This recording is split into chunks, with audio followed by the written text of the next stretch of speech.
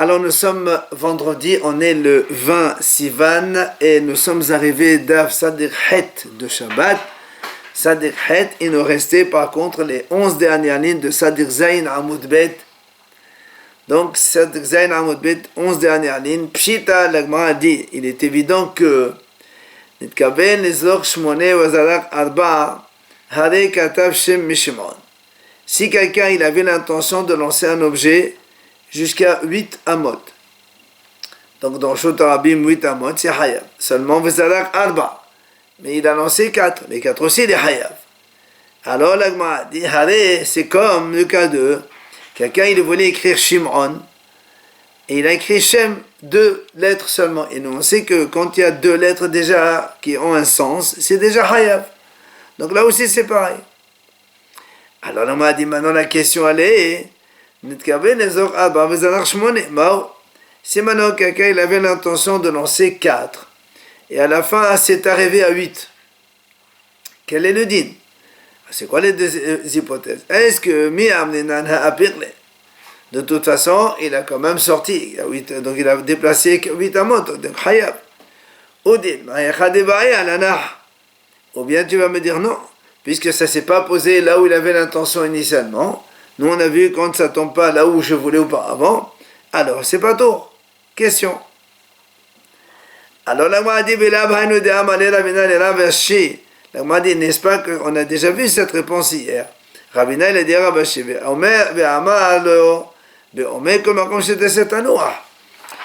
on a vu hier quand le monsieur il a lancé un objet. Donc, de Shut Arabim vers Shut Yahid, et après on a dit est-ce qu'il est Hayab 1 ou 2? Alors on a dit non, c'est parce qu'il a dit là où ça tombe, c'est pas grave.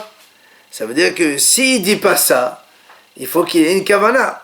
Et donc s'il avait la kavana de 8 et s'est tombé à 4 et s'est tombé à 8, alors il n'est pas Hayab, parce que l'intention n'a pas été réalisée. Alors on m'a dit,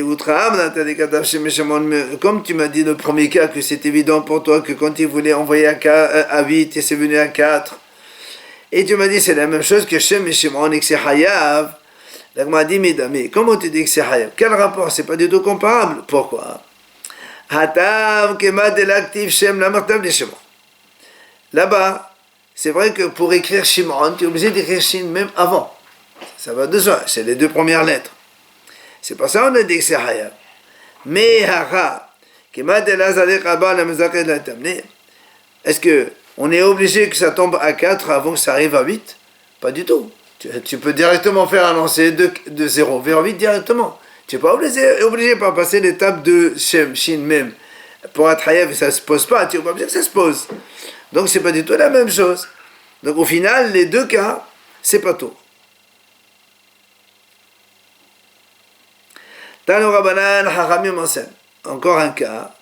Hazorek Meshut Arabim, le Shut Arabim, ou Shut Yahid Ba'emtsa, Arba Amot Hayab. Si quelqu'un il lance donc de la rue, ça traverse une maison et ça va dans la rue de l'autre côté. Et dans la rue, c'est depuis le début de la rue jusqu'à la fin, il n'y a que 4 amot. C'est-à-dire, il y a, admettons, 2 amot ici, la maison plus 2 amot. Donc dans la maison, on ne parle pas, mais dans ce Tarabim, il y a 2 plus 2, ça fait 4 amot. La Gemara, elle dit Hayab. Il est Hayab. Pahot me'aba amot. Mais si on additionne les 2 Shot Tarabim, il y a moins de 4 amot, pas tôt.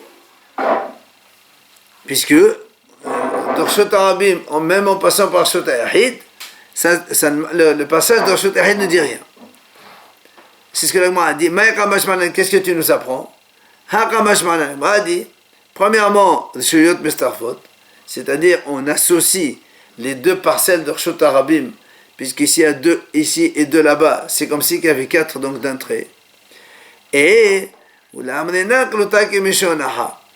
va pas dire comme celui qui a dit que le fait qu'un objet se trouve en l'air, c'est comme si qu'il était posé, parce que sinon, le fait de Shot Arabim dans Shot Yahid, même en l'air, on considère qu'il est posé, ça fait il y a déjà un travail de Hayab. Après Shot Arabim, il y a un deuxième Hayab. Donc voilà, on ne parle pas de quoi. Quoi qu'il en soit, vous me connaissez ou pas me connaissez, c'est pareil. Là, il dit qu'on ne dit pas cette notion de en l'air comme si qu'elle était posée. Amar Rav Shmuel Bar Yehuda, Amar Rav Abba, Amar Rav Huna, Amar Rav. Tout ça, au nom de Rav Chachamim, on dit Hamaravir Abba Amot Reshut Arabim Mekore Patou. Celui qui fait passer un objet, 4 amot, dans un Reshut Arabim, mais il y a un toit. Dans le Reshut Arabim, il y a un toit. Eh bien, c'est quand même Hayav comme si c'était un vrai Reshut Arabim. Pardon. Patour. Excusez-moi, il y a marqué Patour. Donc Rav dit que c'est un Patour. Pourquoi c'est Patour, il dit? Parce que les fiches, c'est Eno Domé les dir les midbar. Il dit parce que ça ne ressemble pas au drapeau d'Ibn Israël quand ils étaient dans le désert. Nous, on sait que le Reshut Arabim, c'était en plein air. Non, ça compte pas. Ça, c'est image, c'est pas une... D'accord? Donc, comme là-bas, c'était pas toituré, c'est là-bas où c'est Hayav. Donc, si maintenant tu prends un Reshut Arabim toiture avec un toit, hein, alors c'est pas tout, forcément, puisque tous les travaux nous apprennent du Mishkan. Sur ce, la s'étonne. Il dit, comment tu dis que les Reshut Arabim de l'époque, il n'y avait pas de toit? Veha agalot, des mekodot avian. Ve'amar Rav Mishum Rabihia, agalot, tartehen, uvenehen, vetzedehen, Reshut Arabim. La Gemara dit, pourtant nous on a vu que les agalot, vous savez que les Bnei Israël, ils avaient des carrosses pour porter les poutres, puisque les poutres elles sont hyper lourdes. C'est ce qu'on a vu dans les parashat Nassau. Là-bas, donc il y avait des carrosses. Donc la Gemara lui dit, il y avait des carrosses. Et les carrosses, mekodot avian. Quand on charge les carrosses avec les poutres, forcément, elles sont donc couvertes. Je veux dire, le dessous des carrosses, il est couvert par les poutres. Le dessous. Ok? C'était pas en dessous, non, pas en dessous. Mais c'est ce qu'il dit là. Rav dit au nom d'Abaria, les agalot, les carrosses, tartehen, en dessous, ou venehen, et entre les deux côtes, entre les carrosses, vetzedehem, là où il y a le. Parce que les carrosses c'était comme une sorte de carré. Après il y a les pneus. Hein, les roues pour rouler. Hein? Voilà. Donc il dit, donc le dessous des carrosses, plus le côté là où il y a les roues, plus, parce qu'entre un carrosse et à côté un autre carrosse, il y avait un espace. Donc tous ces espaces-là, ils sont considérés un Reshut Arabim. Donc si tu dis que le dessous des carrosses, c'est un Reshut Arabim, or le dessous des carrosses, il n'est pas en l'air, il n'est pas en plein air, puisqu'il est couvert par les poutres. Donc c'est tout fermé. Et tu me dis que c'est Hayav même s'il est toituré. Alors pourquoi tu viens de dire, Rav, ici, que quand le Reshut Arabim, il y a un toit, il n'est pas tout haut? Est-ce que les carrosses avaient un toit? Non.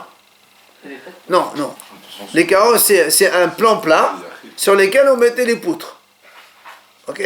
Bon, peut-être qu'il y avait un. Le carrosse, c'est Yahid. Mais en bas de carrosse. Ah non, en bas des carrosses. Justement, c'est ce qu'il a dit. Hein. Le Yahid, il est posé au sol. Mais si au sol, il n'y a rien. Imagine, tu es à 2-3 mètres du sol, il n'y a rien du tout. Non, il dit, quoi qu'il en soit, c'est la question qu'il le pose. Rav dit, lui-même, il dit, Rav, au nom de Rabihia, il dit que le dessous des carrosses, c'est Reshut Arabim. Donc, pourtant, il est couvert. Et maintenant, Rav nous dit que quand tu déplaces des choses dans le Reshut Arabim couvert, eh bien, il n'est pas tôt. Donc, c'est une contradiction. C'est quoi, des places de Rabim à Rabim? Non, hein? Il y a des places de Rabim à Rabim? Non, on parle, là pour l'instant, il dit, quand quelqu'un il déplace dans le Reshut Arabim, Mekoré, couvert, et un toit. Rav, il dit pas tout. Alors nous on dit, comment tu dis que c'est pas toi? Toi-même, Rav, tu as dit au nom de Rabbi Yahya que le dessous des carrosses, il est considéré comme un Reshut Arabim. Pourtant, le dessous des carrosses, il est aussi toituré. Il y a un toit, puisque les carrosses, quand elles sont chargées avec les poutres, c'est tout fermé. C'est quoi son point de départ? Comment ça, point de départ? De qui? Il vient d'où? Qui c'est qui vient d'où? On dit si on déplace, non, on vient, on est parti où et on arrive où?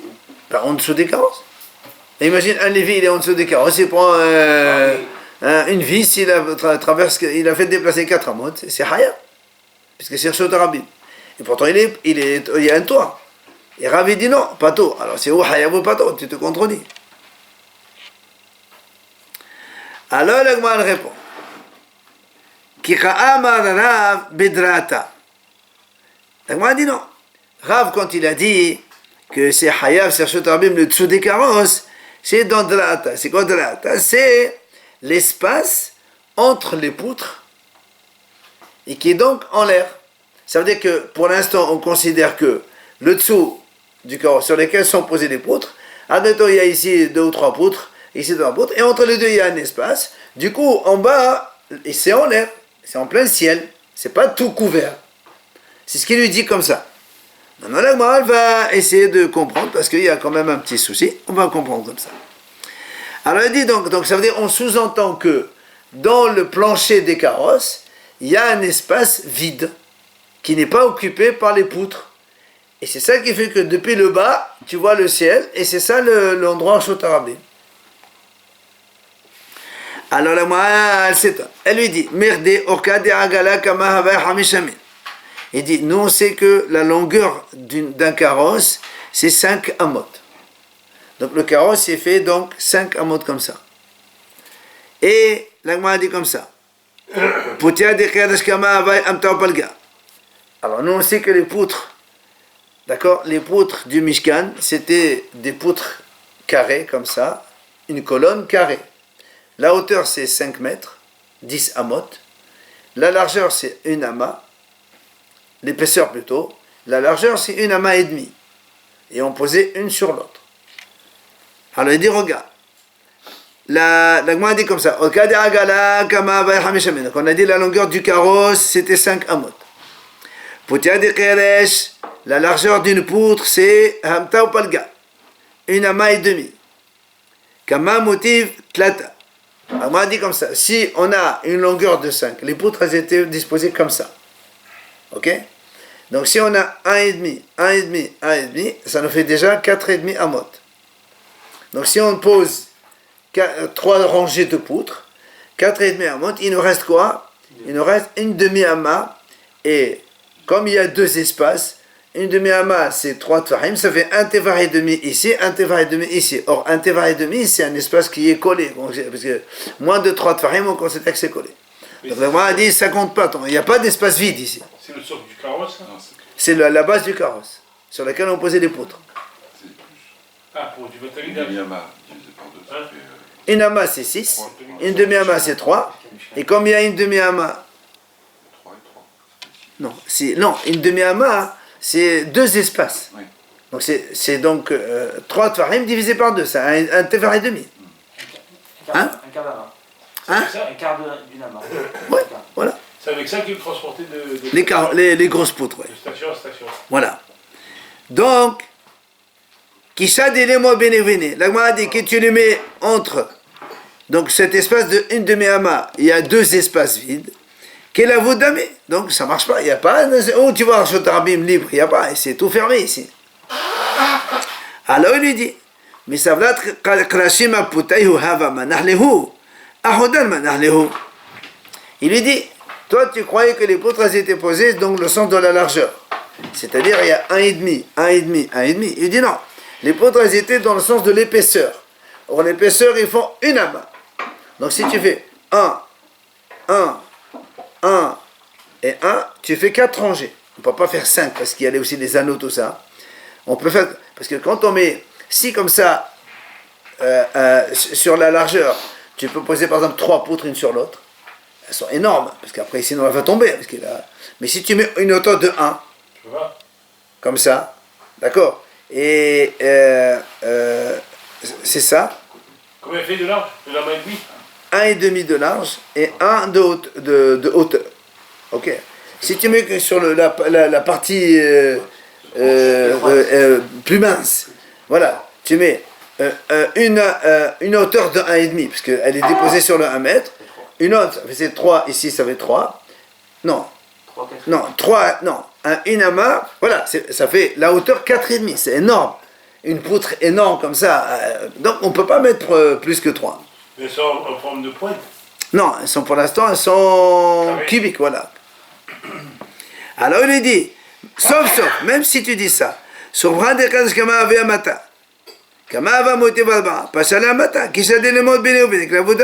là aussi, il lui dit la même chose. Si on dispose comme ça, 4 rangées, ok, puisqu'on a dit ça, il y a une ama, une amas, ça fait 4. Or, nous, on a 5. Or, il reste une amas. Tu la divises en 3 espaces vides qu'il y a entre les deux.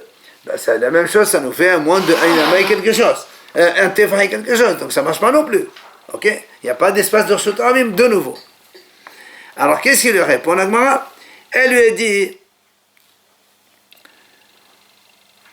Hani haliman de amak rashim limatan ovian ama milmana kalil veonchin ad kesba. Shapir. Elle a demandé à Amak rashim limatan ovian ama kamilmana ovian ama maïkal mimar. L'Agmara dit comme ça. En vérité, il y a une discussion dans l'Agmara. Hachamim me disent, est-ce que la poutre, elle est cubique de bas en haut? Parce que les mesures qu'on a données, c'est les mesures en bas. La poutre, elle est comme ça. Donc en bas, on a dit, c'est donc 5 mètres de haut, ça tout le monde est d'accord. En bas, il y a une amas donc, et demi de largeur et une amas seulement de épaisseur. Mais il y a Haram qui dit, en haut, ça va comme ça, en pointe. Ok. Donc ces cas-là, si tu les poses comme il a dit maintenant, là, il y a largement de quoi faire un espace. Parce que quand tu prends ici une amas, et elle va ici en pointe.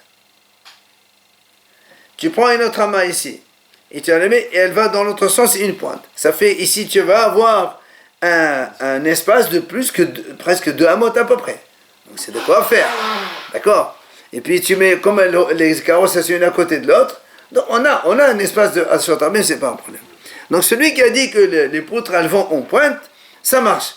Mais celui qui dit que la poutre, elle est comme ça, la même épaisseur en haut, en bas, là, il y a une question. Il n'y a pas de Ashot ici. Ok? Hein? La même chose, on a dit dans le cas de 3. Non, mais 3 dans le sens d'un mètre. Ah, il n'y a pas assez. Parce qu'il faut, on a 6 carrosses et on a 48 poutres. Dans chaque carrosse, on met 6 fois 8, voilà. On ne peut pas mettre plus que 8. Alors, l'Agma a dit donc, Maïka Lemema. Donc, qu'est-ce que tu veux? Celui qui dit que les poutres sont donc, uniformes de bout en bout, comment il peut trouver les Ashot Rabim? Amar Rav Kana, il vient Rav Kana, il répond, il dit, Be'atabae. Il dit en fait, il les dispose de façon, comme ça veut dire que nous on sait que les poutres, elles sont comme ça, d'accord? Mais à l'extérieur, ils ont tous des anneaux, un anneau en haut et un anneau en bas, parce que pour maintenir les poutres qu'elles ne bougent pas trop, on met des anneaux et après on a ce qu'on appelle beriyah, donc qui passe donc entre les côtés pour le tenir. Alors il dit, voilà comment on fait. On met la première poutre avec l'anneau à l'extérieur, collé avec elle, la deuxième poutre et l'anneau il est à l'extérieur. Ce qui fait que les deux sont collés. Ah oui. Ça fait donc 2 amot. Après les 2 autres, on fait la même chose. Une anneau à l'extérieur, l'autre elle est collée avec l'anneau à l'extérieur, de ce côté-là plutôt. Donc ce qui fait que là on a 4 amot et là on a une amas. Et quand on a une amas espace entre les deux, ça fait Abarat Fahim, c'est donc Reshut Rabim. Alors, l'Agma a dit, on m'a dit aussi qu'il est posé donc les anneaux sur le dos du carrosse. Et donc ça devient qu'elle est couverte. On m'a dit très bien. Les poutres, elles sont placées où? Elles sont placées sur le plancher du carrosse. Or, le plancher du carrosse, il est tout couvert. Donc, comment tu as l'espace vide? Alors, il dit non, moi, je le bêtis doute. Il dit non. Parce que Ishmael il dit que si vous voulez, quand on fait des carrosses, c'est vrai que si tu mets des choses fines, tu es obligé de mettre, si tu mets des sachets, comme ça, tu as un plancher entier. Mais quand tu vas transporter du gros poutre, tu n'es pas obligé de mettre des planchers. Tu mets des barres en métal, et il y a des espaces entre les barres. Tu n'es pas obligé de mettre un truc plat. Comprenez? Vu que la poutre, elle est épaisse, elle est, non? Tu n'es pas obligé de mettre un truc plat. On économise. On met des petites planches. Et donc, on a le Reshut Rabim. Alors, puisqu'on a parlé des poutres, alors on va donc voir un petit peu ce que c'est les poutres. Krashim, les poutres donc du Mishkan. Donc ça c'est selon Rabbi Yehuda. Il dit effectivement, comme on a dit, les poutres en bas elles sont épaisses, donc une amas et demi, mais elles vont jusqu'au haut, il y a une, donc c'est-à-dire qu'elle fait comme ça, il y a un doigt, épaisseur d'un doigt.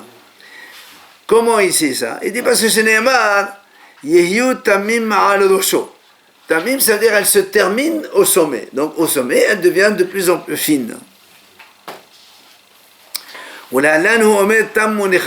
Puisqu'il y a marqué Tammu Nikhrato qu'il se termine, c'est-à-dire que c'est complètement fini. Ça c'est Rabbi Yehuda qui dit que les poutres elles étaient de cette façon. Rabbi Nehemiah Omer, Keshem Shemen Manatana, on vient Nama, Kamel Malana, on vient Nama. Rabbi Nehemiah lui dit non. De la même façon qu'en bas, il y a une amas d'épaisseur et une amas et demi de largeur. En haut aussi, ça reste uniforme. Jusqu'en haut, il y a une amas aussi, donc en haut.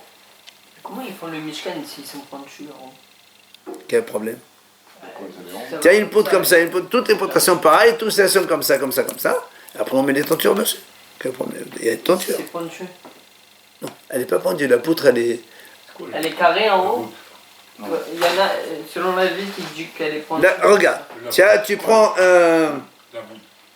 tu prends comme ça, par exemple. D'accord. Tiens, ça, c'est une poutre. Au lieu qu'elle soit comme ça, c'est celui qui dit amas en haut, amas en bas, pareil. En fait, elle fait comme ça, elle va, et là, c'est trop fin. Donc ça veut dire que le bois il est coupé comme ça en tangent, ce qui fait que la poutre elle reste la même. De ce côté-là c'est vertical, mais de ce côté-là ça fait comme ça. Et tu les mets les unes avec les autres, ça marche bien aussi. Alors, vient l'Agma dit, mais donc il dit non, c'est la même chose, c'est les Yahdav, parce qu'il y a marqué Yahdav, donc tous ensemble, là sont les mêmes. Alors il m'a dit Be'artiv Tamim. Pourtant il y a marqué le mot Tamim, on a dit no Tamim. Ça veut dire elle se termine en petit angle. Donc ça veut dire en s'affinissant. Il dit non, il dit non, le mot Tamim là-bas c'est pour te dire que la poutre elle doit être entière. C'est pas tu prends des morceaux de bois et tu les colles. Il faut une poutre entière d'un arbre épais énorme, 5 mètres de haut et toutes les dimensions. Alors là, m'a dit, et l'autre, alors Rabbi Yehuda qui a dit, parce qu'il a marqué Tamim, Vedarnami Aktib Yahdav, voilà, il a marqué aussi Yahdav, c'est-à-dire ensemble, donc elles sont toutes les mêmes. Elles resteront les mêmes dimensions. Alors il dit non, Aoud, et là, les Salahoubenou Mehdad. Il dit non, quand il dit Tamim, c'est-à-dire que tu ne mets pas une ici, une ici, une ici, une ici. Il faut que ce soit homogène, tous pour faire un mur.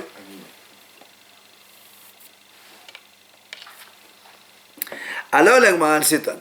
Elle dit, Bishama liman dama kishim shimelamatan ovyan ama kahmelimalan ovyan ama haynu dirti balakita mishkani ama ta'asi shashakadashim. Ushni akadashim ta'asilim qusodati putiade hanne memali li sumkhade hanne. Alors, je ne sais pas si vous avez des photos. Comme les poutres, on a dit, elles sont disposées. Donc, celui qui a dit la même hauteur, enfin la même épaisseur en bas qu'en haut. Donc, elles sont uniformes. Donc, tu les alignes comme ça. Après, tu fais comme ça. Alors, là, on arrive, il y a une amas ici d'épaisseur, sur le côté ouest. Et là-bas, la Torah, elle dit, sur le côté ouest, tu mets 6 poutres. Donc, si tu mets 6 en largeur, comme une largeur, c'est 1,5, ça nous fait combien? 9,5. 9, pardon. 6 fois 1,5 égale 9. Or, comme nous, on sait que la largeur du Mishkan interne, c'est 10, alors, c'est pour ça que celles qui sont dans le sens vertical comme ça, elles sont dans le sens où il y a en bas, ça, on arrive à une amas. Et celles qui sont comme ça, d'accord, celles qui sont comme ça, ça fait, elles sont dans le sens de la largeur. Alors, la Torah dit, et tu rajoutes dans chaque angle 2 kelashim, 2 poutres, une là, une là. Ce qui fait que quand tu mets une colonne où l'épaisseur elle est 1, après tu mets une dans le sens horizontal. Or, l'horizontal, ça fait 1,5, puisque les largeurs c'est 1,5. Donc, tu as déjà 0,5 de ce côté-là. Là aussi, tu fais la même chose. Tu as 1,5 donc 0,5, plus les 6 intérieurs, qui sont 9 amot. Donc 9 plus 1 demi plus 1 demi, ça fait 10 amot pile la largeur. Donc celui qui dit que la hauteur est là, en bas et en haut, c'est exactement pareil, on retrouve la même chose. Ok? Mais l'Agma a dit, Ella, les mains des amam les matan, on vient amam les malins, kalin, vi olchin ad kesba. Hayayil va inafiq. On m'a dit, mais celui qui dit que en bas c'est comme ça un téphar, mais en haut ça va en diminuant. Donc quand on arrive sur les angles, comment après tu vas avoir comblé les angles? Hein? Il faut les pencher. Alors c'est ce qu'il lui dit. Il lui dit des chafil ou kétorine. Il les fait pencher comme les montagnes. Comme la montagne elle fait comme ça. Il dit là aussi, ceux qui au bout, à l'extrémité, on les fait pencher pour combler. Comme ça fait qu'on a les mêmes dimensions. Après, la Gemara dit, c'est marqué dans la Torah, alors, il faut savoir une chose. Quand on prend l'ossature du Mishkan, on a dit donc il y a les colonnes ici. Et il y a donc les colonnes ici. Donc les colonnes, elles vont comme ça et comme ça. Alors on a dit tout à l'heure qu'il y avait dans chaque colonne 2 anneaux extérieurs. Chaque colonne a 2 anneaux. Et après on prend une barre. On associe les colonnes de ce côté-là. Une autre barre pour associer les colonnes d'en bas. Là-bas derrière aussi, une barre en haut et une barre en bas.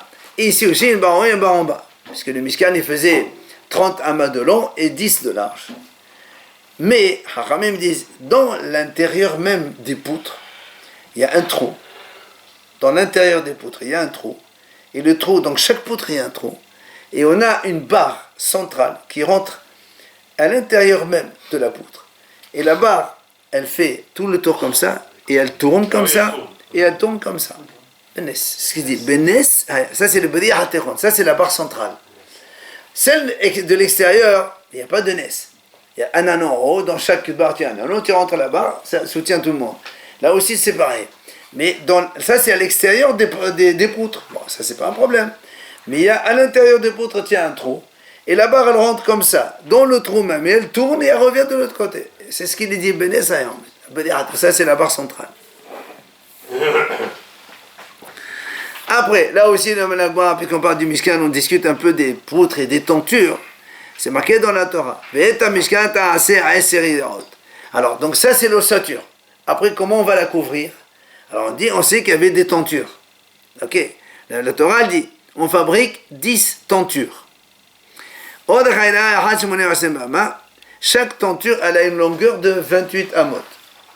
On va parler de amas, c'est mieux. 28 amas. Alors, si, maintenant la Gemara dit, Shadi Otkayo li fotet di Mishkan. Kama vient, Asin vitamne. Dal Aesel Egra. Pashalot, Teshar Legissa, Teshar Legissa. Alors, la Gemara dit comme ça. Donc, on a dit le Mishkan, il est comme ça, dans le sens long. D'accord? Il y a 30 amot de long et 10 de large à l'intérieur. Et la tenture a fait 28 amas. Donc, si on dispose la tenture dans le sens de la largeur, c'est-à-dire 28 amas, on couvre avec le Mishkan comme ça. Bon, il y a plusieurs iréotes qu'on associe ensemble. Mais si on couvre comme ça, ok? Puisque l'espace intérieur, il est de 10 amas. Plus un amas d'épaisseur là et un amas d'épaisseur ici. Ça fait les 12. Or, la tenture a fait combien? 28. Combien il nous reste? 16. 8 de ce côté et 8 de ce côté. Donc, ce qui fait, comme la poutre, elle fait 10 amot, il y a 2 amot de découvert, ce côté-là, et 2 amot découvert de ce côté-là. Or, nous, on sait que les poutres, elles font 10, mais en vérité, elles font que 9, plus le socle qui les tient au sol, il fait 1. Si vous regardez des photos du Mishkan, c'est magnifique, avec les belles poutres, et en bas, vous avez donc le socle qui fait 1. Le socle, c'est quoi? Et ça enfile dans le socle? Oui, les poutres, il y a deux colonnes comme ça qui rentrent dans le socle, comme ça se maintient. Il y a un socle par terre. Oui, exactement, un socle en argent qui tient le bois. Ouais, qui tient le bois, voilà. Et donc, c'est pour ça que l'Agma a dit, regardez, dans les mots, on met à Esser Legra, il y a 10 amas pour le toit, dans la deuxième grande ligne de l'Agma. À Esser Legra, pour le toit, il y a 10 amot. Pachalo, il nous reste 9 les Haïgissa, 9 de ce côté, 9 de ce côté. Ok, comme on a dit, puisqu'il y a 28 dans la tenture. Les Rabbi Yehuda Megalé Amade Adani. Rabbi Yehuda qui a dit que les poutres elles vont en s'amincissant. Donc là, il n'y a rien. Dès que tu arrives là, directement ça tombe. Il y a donc 9 piles qui tombent. Donc enfin, la tenture elle couvre tout, sauf le socle qui est découvert. Tu vois, un truc d'argent. Mais le Rabbi Nehemia Megalé Amade Kalashi. Mais Rabbi Nehemia, lui qui a dit que l'épaisseur en haut elle est la même, donc il faut manger une amas de ce côté, une amas de l'autre. Donc sur les 9, tu en manges un ici et tu descends 8. Donc tu as 2 amas découverts en bas. Le amas du socle plus un amas de la poutre, tu la vois. Ça c'est dans le sens de la largeur. Maintenant, Shadé Poté ou Léodka du Mishkan. Kamavia. Il y a marqué, on a dit, il y a 10 tentures. 10 tentures que tu colles l'une à l'autre. Or, quand chaque tenture elle fait 4 amot, ça fait en tout, on a 40 amot de long. 40 amot de long. La longueur du Mishkan, c'est 30. Donc tu mets 40, déjà tu manges 30. Après tu as celui qui dit qu'il y a une amas d'épaisseur, ça te fait 31. Il te reste 9 derrière. Ce qui fait que derrière, le Mishkan, donc le dos du Mishkan, il te reste une amas de découvert en bas. Et celui qui dit que les poutres elles sont, Rabbi Yehuda qui a dit que les poutres elles sont comme ça, on s'en met 600, tu as 30 et directement tu tombes de l'autre côté, 10, ça te couvre complètement la poutre et le socle en même temps. C'est ce qu'il dit ici. L'Agma dit dans les mots, la largeur des tentures, on va les disposer dans la longueur du Mishkan. Kama avia, combien il y avait? Al-Ba'in, on a dit donc 10 Yelarot fois 4 égale 40 amas. Dat latin Egra, 30, c'est pour donc couvrir le toit, à proprement parler. Pachalou Asara, il nous reste 10 amot. Les Rabbi Yehuda, selon Rabbi Yehuda, qui a dit que les poutres elles vont la main 600, donc directement tu 10, tu les mets derrière. Donc ça te couvre tout le Mishkan de l'autre côté, même le socle. Selon Rabbi Nehemia, donc tu as une amas qui est découverte puisque ça mange une amas dans l'épaisseur des poutres en haut, selon Rabbi Nehemia. Donc elle fait 31 Non, elle fait de long. Oui, c'est ça, 30 plus 1, il te reste que 9. Donc du coup, il y a un qui est découvert de l'autre côté. Il fallait voir le truc en argent, non? Peut-être qu'il fallait le laisser. Non, non, on va voir après qu'on va couvrir tout ça. En pointe, il fait un téphar. Une amas. Non, Ah, la pointe, etzba, un doigt, 2 cm. Ça va rien dire, ça mange rien. Maintenant, l'Agma a dit, il y a marqué aussi dans la Torah.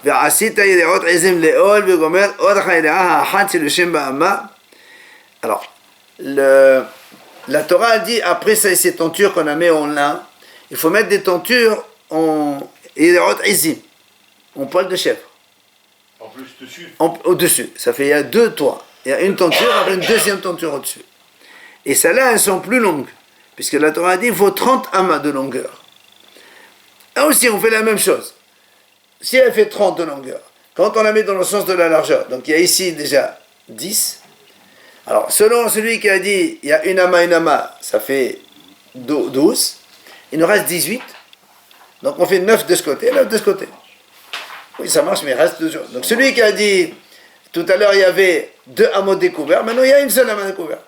Et celui qui a dit que en haut c'est en pointe, tu as 30. Et directement 10, puisque c'est... Non, 30 amas, donc ça c'est la longueur 30 amas. Il y a 10 pour la largeur, et 10, ça te couvre jusqu'à ras de sol. C'est ce que dit l'Agma ici. Ça dit au cas où le fauteuil du Mishkan, la longueur des tentures, on va les mettre dans la largeur du Mishkan. Kama avia tlatin, ça nous fait 30 amas. Dans la Eselegra, il y a 10 qui vont manger dans le toit, la largeur. Passalo à Eselegra, il nous reste 10 de ce côté et 10 de l'autre côté.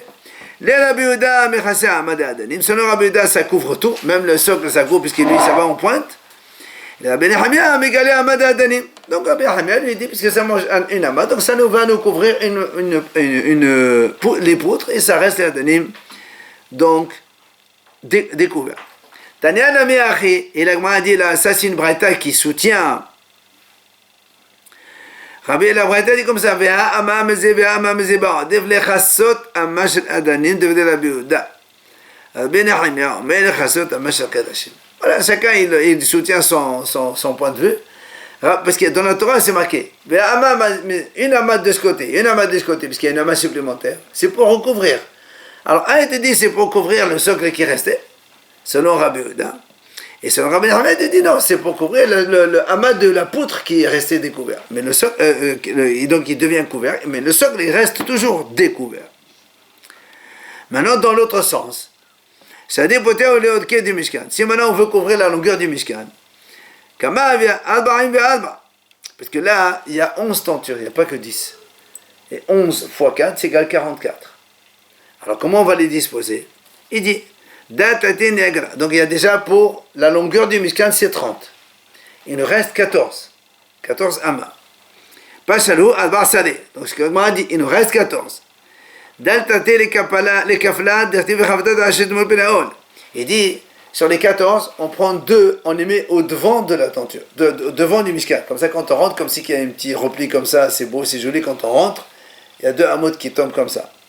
Alors, il reste encore 12. Pashalou tate salé. Alors, on dit, Bishamane le Bouddha, il dit,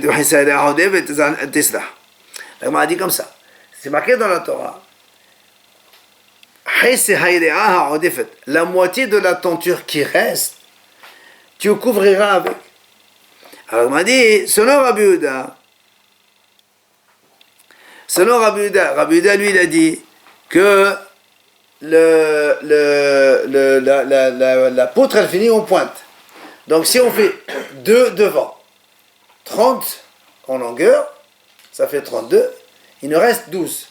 10 pour couvrir toute la hauteur du côté ouest, il nous reste 2. Et dit, tu la mets en bas, comme une mariée, tu vois. Tu as 2 amotes qui pendent derrière. C'est joli. Alors, on m'a dit, donc le passage qui marche très bien avec Rabbi Yehuda, puisqu'il y a marqué la moitié, tislah. Donc, tu laisses la moitié d'une tenture qui est par terre comme ça fait joli. Mais, mais Rabbi Nehemia, lui, il dit qu'en haut, il y a une amas d'épaisseur des poutres. Ce qui fait quand on fait 2 devant, plus 10, ça fait 12, plus 1, une amas, ça fait 13. Il ne reste plus que 11 sur les... Non, pardon, il y a 30, plus 2, ça fait 32. Et la amas, la poutre, la largeur, ça fait 33. Il reste 11. Or, la hauteur, c'est 10. Donc, il ne reste que 1 qui pend derrière. Or, 1, c'est pas la moitié d'une tenture, c'est le quart d'une tenture. Or, dans la Torah, c'est marqué, la moitié de la tenture, il doit couvrir, enfin, il doit faire comme une sorte de mariée. Donc, c'est une question contre Rabbi Nehemia. Alors, l'Agma dit non. Il te répond, Nehemia, Tislah mehavdotea. Il te dit non. Quand on a dit Tislah, ça veut dire elle est plus longue que celle qui était avant. C'est-à-dire la tenture d'avant. Comme elle a arrêté jusqu'au socle. Alors, on a une amas du socle, plus une amas qu'on laisse comme ça pendre. Donc c'est ça qui fait que la moitié, elle recouvre ce qu'il y avait de découvert avant. Donc Rabbi Nehemia aussi, il te répond, c'est pas un problème. Tana de Rabbi Ishmael. Donc moi, elle dit, voilà, dans l'ancien de l'Yeshiva de Rabbi Ishmael, les ma mishkan domé. À quoi ressemble le mishkan quand on le couvre avec les tentures? Il dit, les chachim alert bashok shebola merenarada. C'est comme une femme qui marche dans la rue, et donc là, la robe derrière, elle pend. On a dit comme ça, la tenture derrière, elle fait un petit peu, donc, ok. On termine dernière chose. Tano Rabbanan, halutzim hayu krashim, wa halulim hayu ha'adanim, ונראה קרסין בלולה עוד ככוכבים ברקיע. Enfin, Rabbi il rajoute ici comment le Mishkan il était disposé. D'abord, il dit Halosim Ayokrashim. Comme on a dit, les poutres, donc il y a 10 amot de hauteur, mais en bas, elles ne sont pas pleines. On fait des petites fentes. Hein? Je ne sais pas comment on appelle, voilà. Et comme ça, quand on va mettre la poutre dans le socle, eh bien, si vous voulez, la poutre, elle se termine comme ça. On coupe ici, on rase un petit bout ici, on laisse deux bois qui pendent. Comme ça, ils rentrent, ils s'emboîtent dans le socle. C'est comme ça qu'on les tient. C'est ce qu'il dit. Et le socle était évidemment, il y avait des trous pour contenir les socles donc les pieds de... Non, le socle est en argent. Mais la poutre, elle est en bois. Donc, il y a des trous dans le socle de l'argent. oui, bien sûr. C'est pas des trous. Le socle, il est comme ça. Ok. Il est plein. Et on met là-bas 2 trous. Comme ça, quand la poutre, elle s'emboîte dans le socle, ça fait qu'elle ne bouge plus. Parce qu'il y a une amas. Hein? Voilà, tenant et mortaise, comme il a dit le menuisier. Donc c'est comme ça. Et en plus, dernière chose rajoute, c'est que nous on sait que les tentures, elles sont, parce qu'il y a elles font 4 amotes de largeur. Et on a dit qu'il y avait 10 tentures, ou bien il y avait 11 tentures. Et comment on cousait les deux tentures entre elles? Alors, quand on met des groupes de 4, on faisait coudre. Mais quand on a un groupe de 4, non, les 5 et 5 ou 5 et 6, entre la tenture 5 et l'autre, on mettait des krasim, des anneaux, en or, d'accord? Et ceux-là, des anneaux, ils sont visibles de l'intérieur. La couture des réotes entre elles, ça ne se voit pas. On les coupe, on ne voit pas. Mais les anneaux qui reliaient, il y a ici un ensemble de 5 tentures, ici un ensemble de 5 tentures, on avait des anneaux comme ça. Or, comme les anneaux, on les voyait de l'intérieur, il dit, on les voit comme si c'était des étoiles dans le ciel, puisque ça brillait. L'or, il brille dans la nuit. Donc c'est comme si que celui qui est à l'intérieur croit qu'il voit des étoiles dessus. Donc c'est ce qu'il dit que... Il y a une barre dans ces anneaux, non? Ah non, ça c'est les anneaux des... Non, la barre c'est sur les poutres. Là sur le couvercle en bas, pour couvrir le... Bon, voilà, une sorte de crochet. Mais tiens, ici il y a des anneaux, ils servent à quoi ces anneaux? Pour regrouper les deux grosses tentures. Il y a imagine, tu as une tenture qui fait 20 mètres de long. Comment tu fais? Et une autre qui fait 20 mètres. Comment tu vas les coller? Et mettez des anneaux, des crochets pour tenir les deux. Comme ça, au moins, ça reste groupé. Si vous êtes curieux, regardez un peu des photos. Il y a des photos en couleur magnifiques qui montrent comment il est fait le Mishkan.